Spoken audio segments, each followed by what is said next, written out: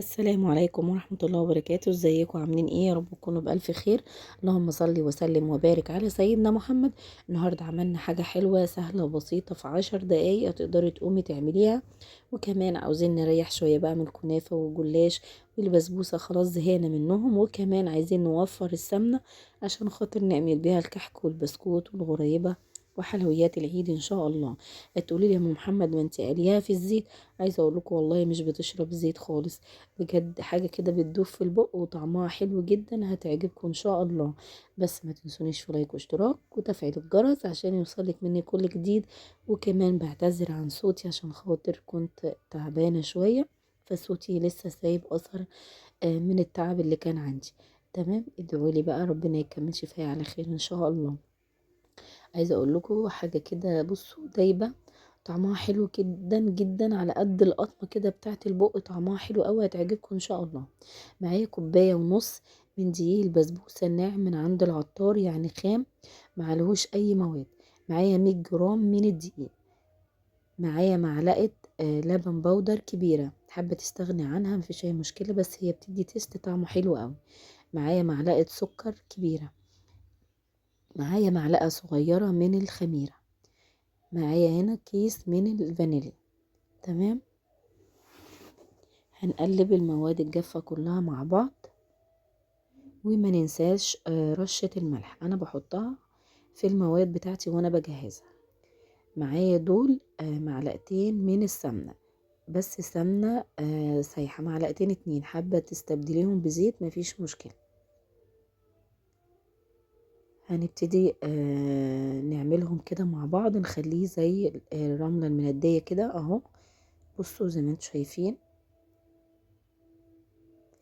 لازم توصلي للنتيجة دي، ان هي تكون مرملة كده شوية. معايا هنا كوباية مية. تمام، خدت منها كوباية الا ربع، واشوف هحتاج تاني ولا لا. مش بنقلب كتير، احنا يا دوبك بنحط المية كده ندوبها كده عشان خاطر ما يعملش عرق معانا.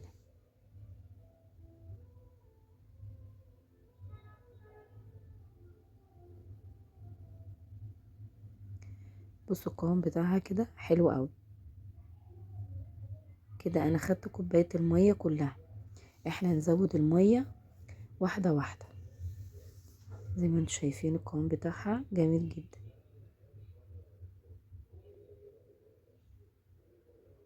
سبتها بس 10 دقايق.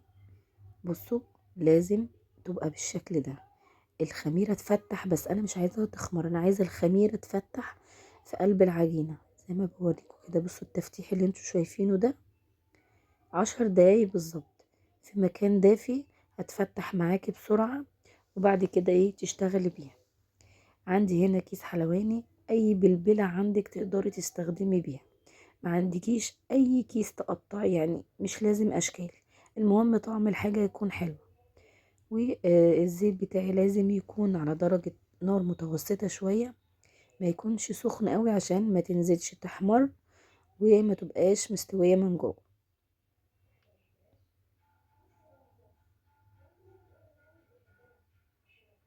خلي بالنا من الخطوة دي، ان الزيت ما يكونش سخن قوي.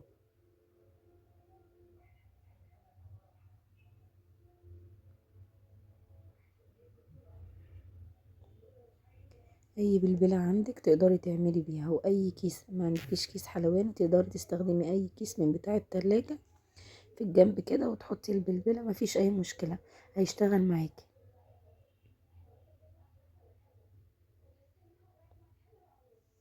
طبعا انا مجهزة الشربات بتاعي، كوبايتين من السكر، عليهم كوباية ونص من المية، عليهم عصرة نص ليمونة.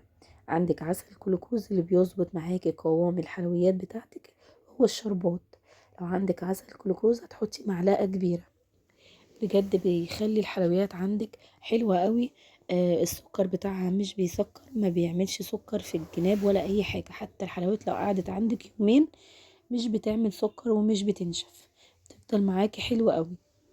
يا جماعة البطرمان بتاع العسل الجلوكوز مش غالي، ب35 جنيه، بيقعد عندك مدة طويلة جدا، بيقعد فترة كبيرة قوي.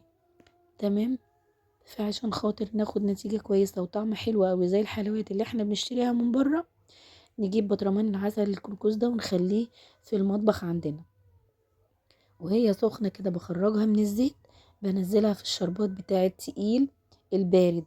ما ينفعش في الشربات يكون سخن.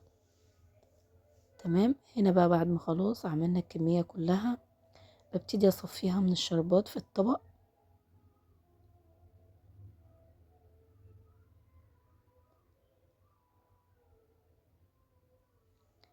بجد حلوة قوي، سهلة بسيطة، تعجبكم جدا ان شاء الله.